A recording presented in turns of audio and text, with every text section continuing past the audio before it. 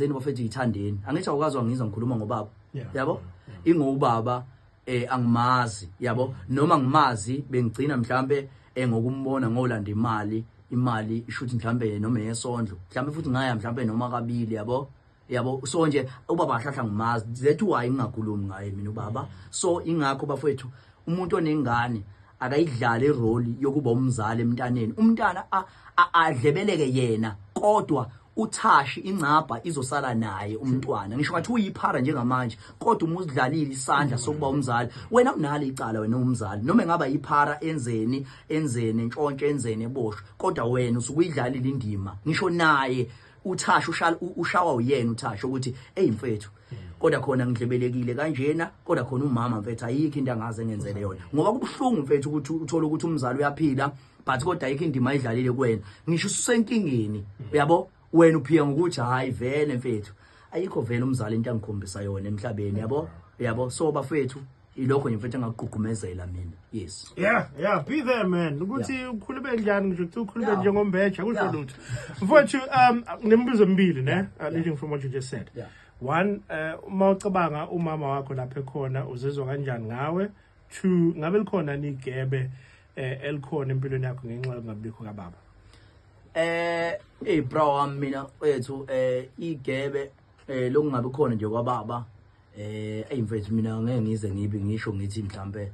ikhona mhlambe indimi kanjalo yabo ngoba mina zonke izinto engizenzayo kahle ngiyicabanga yabo ngicabangela mina so into ebhedayo ngiyakwazi ukuyibona into right ngiyakwazi ukuyibona that's why nginganawo umngani ngenayo mina ngiphila ngedwa ke mina yabo so uma lapho usungibona umuntu mhlambe ngisuke ngiphila naye yabo but kodwa isikhathi esiningi mina ngisichitha ngedwa yabo banye mfethu ayikho into engayisho mina ukuthi isikhala sika baba mhlambe esikhona empilweni yami ngoba ekhaya kahle ekhaya lapho engakhula khona ngafunda izinto eziningi yabo mhlambe ke nanokuhlakaniphayo kwami ke okwangivula ingqondo yabo ikhona futhi okwangenza ukuthi ngibone that's why even ngishonela abazali ngishonela umama mina angikhalanga kangako ngithi abantu kumele bengenzele something abantu kumele bengenzele something because vele umuntu oyese umuntu wangizala kahle vele wayesedlulile emhlabeni so ngayigqoka nje mina nga-understand mfethu ukuthi mfethu njengomama eseshonile angikwazi mfethu ukuhlupha abantu abaphilayo emhlabeni umama ngishiye nabo ngihluphe mfethu ngibahluphe ngibe yipara ngenze izinto ngene amacala ekhaya yabo so angikwazi futhi ukubakhalela futhi ngokuthi mhlawumbe abangenzeli izinto eziwukuthi that's why ngikhule mina iAdidas ngigqoke manje ngoba sengisebenza yabo but angikaze ngigqoke mina into eyigama ngisahlala ekhaya ngisafunda ngisenza izinto eziningi yabo bro how do your mom feel mase kuthiwa nje uyakubona manje uzizwa kanjani ngawo Fethu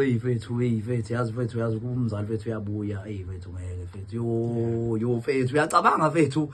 ngo manje fethu yayi ngeke fethu ngangamvala amehlo fethu uyacabanga fethu yo fethu ngeke ngamvala futhi inkinga imanje wayizobo